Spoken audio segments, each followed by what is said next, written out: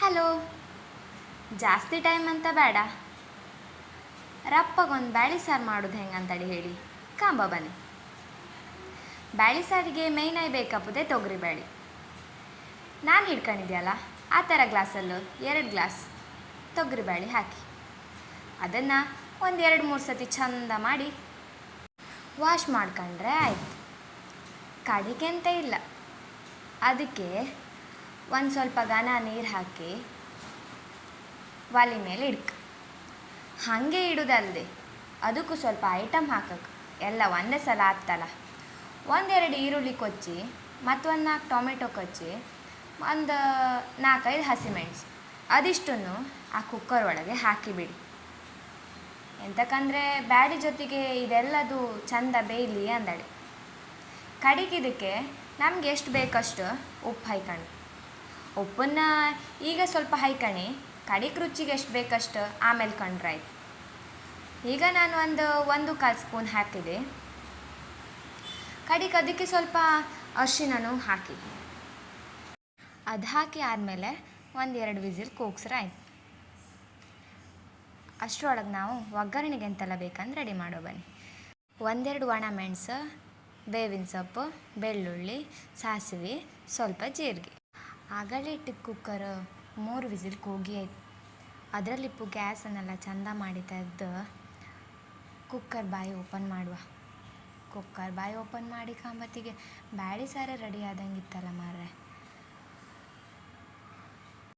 ಬ್ಯಾಳಿ ಸಾರಿನ್ನೂ ಟೇಸ್ಟಾಗಿ ಬರ್ಕರೆ ಅದಕ್ಕೊಂದು ಒಗ್ಗರಣೆ ಕೊಡ್ದಿರಿ ಸರಿ ಅತ್ತ.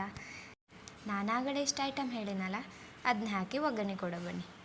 ಒಂದು ಬಾಣಲೆ ತಗೊಳ್ಳಿ, ಅದಕ್ಕೊಂದು ಸ್ವಲ್ಪ ಎಣ್ಣೆ ಹಾಕಿ ಸ್ವಲ್ಪ ಹೊತ್ತು ಅದು ಕಾಯಲಿ. ಕಾದಾದ್ಮೇಲೆ ಅದಕ್ಕೊಂದು ಸ್ವಲ್ಪ ಸಾಸಿವೆ ಕಾಳು ಹಾಕುವ. ಸಾಸಿವೆ ಕಾಳು ಸ್ವಲ್ಪ ಹೊತ್ತು ಚಟಪಟ ಅನ್ನಲಿ ಹೇಳಿ ಹಾರತ್ತಲ್ಲ, ಅದು ಸ್ವಲ್ಪ ಹಾರಿ ಆದಮೇಲೆ ಅದಕ್ಕೆ ಸ್ವಲ್ಪ ಜೀರಿಗೆ ಕಾಳು ಹಾಕಿ 1 ಸ್ಪೂನ್ ಅಪ್ಪಷ್ಟು ಜೀರಿಗೆ ಕಾಳು ಹಾಕಿದ್ರೆ ಸಾಕು. ಆಮೇಲೆ ನಾನು ಒಂದಿಷ್ಟು ಬೆಳ್ಳುಳ್ಳಿ ತೋರಿಸಿದ್ಯಲ್ಲ ಅಷ್ಟೇ ಬೆಳ್ಳುಳ್ಳಿನ ಇದಕ್ಕೆ ಹಾಕಿದ್ರೆ ಆಯಿತು. ಆಮೇಲೆ ಒಂದು ಸ್ವಲ್ಪ ಮೆಣಸು, ಬೇವಿನ ಸೊಪ್ಪು ಹಾಕದೆ ಒಗ್ಗರಣೆ ಆತಿಲ್ಲಂಬ್ರ, ಅದಕ್ಕೆ ಸ್ವಲ್ಪ ಬೇವಿನ ಸೊಪ್ಪು ಹಾಕುವ. ಕುಕ್ಕರಿಂದ ತೆಗೆದು ಅದಿಷ್ಟನ್ನು ಚಂದ ಮಾಡಿ ಸ್ಮ್ಯಾಶ್ ಮಾಡುವ. ಒಗ್ಗರಣೆ ಕೊಟ್ಟಿರುತ್ತಲ್ಲ ಅದಕ್ಕೆ ಹಾಕೋಕ್ಕಿಂತ ಮುಂಚೆ ಸ್ವಲ್ಪ ಸ್ಮ್ಯಾಶ್ ಮಾಡ್ಕೊಂಡ್ರೆ ಆಯಿತು. ಆಮೇಲೆ ನಾವು ಒಗ್ಗರಣೆಗೆ ರೆಡಿ ಮಾಡ್ಕೊಂಡಿತ್ತಲ್ಲ ಅದರೊಟ್ಟಿಗೆ ಹಾಕುವ. ಕೆಲವೊಬ್ಬರಿಗೆ ಬ್ಯಾಳಿ ಸಾರು ದಪ್ಪ ಇದ್ದರೆ ಇಷ್ಟ. ದಪ್ಪನೇ ಬೇಕಂಬಾರ ಆ ಬ್ಯಾಳಿ ಸಾರು ನಾವೀಗ ಕುಕ್ಕರಲ್ಲಿ ಎಷ್ಟು ಮಾಡಿತಲ್ಲ ಅದಿಷ್ಟನ್ನು ಒಗ್ಗರಣೆಗೆ ಹಾಕಿ ಚಂದ ಮಾಡಿ ಕುದಿಸ್ರೆ ಸಾಕು.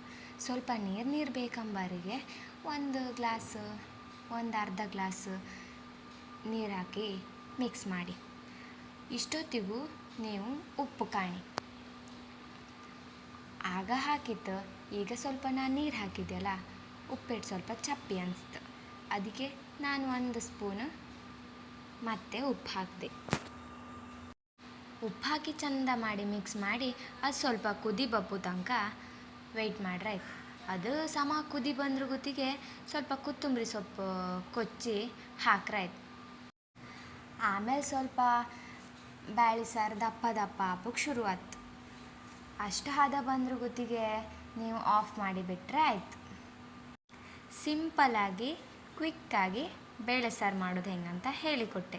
ಎಲ್ಲರಿಗೂ ಬೇಳೆ ಸಾರು ಮಾಡೋಕ್ಕೆ ಬತ್ತಿಲ್ಲ ಅಂತ ಇಲ್ಲ, ಆದರೂ ಕೆಲವೊಬ್ಬರೊಬ್ಬರು ಸಿಂಗಲ್ ಇರ್ತಾರಲ್ಲ ಅಂಥವ್ರಿಗೆ ಈಸಿ ಆಗ್ತಲ್ದಾ.